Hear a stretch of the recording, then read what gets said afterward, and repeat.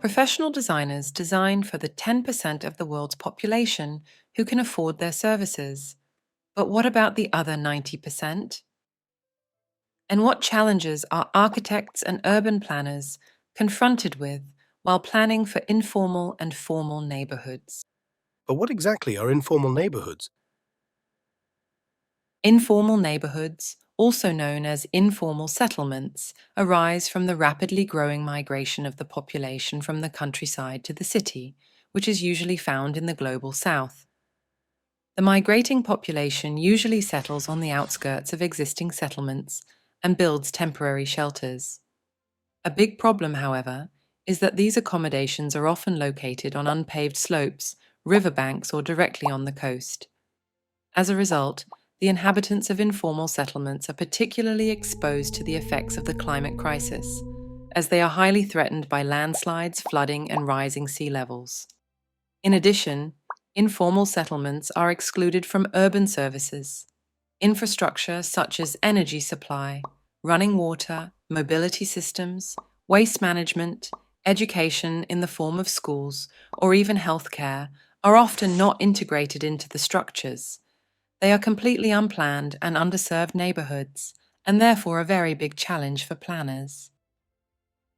But how are the fundamental rights of the inhabited properties clarified? That's the problem with informal settlements. Settlements are often informal because the land ownership on which the lodgings are located has not been clarified.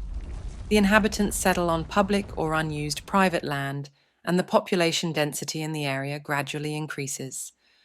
Due to a lack of controls, the settlements continue to grow without any clarification of ownership.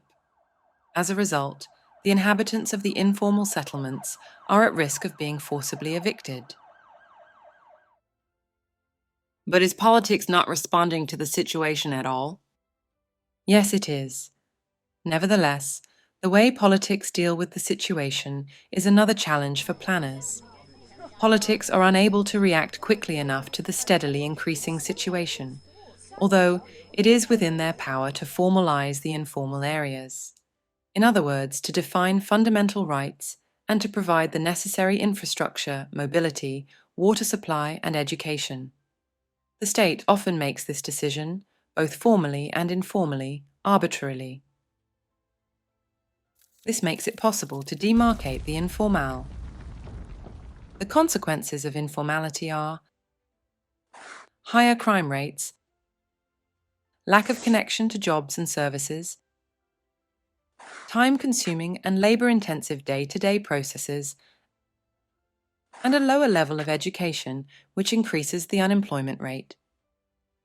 This makes the lives of the inhabitants considerably more difficult.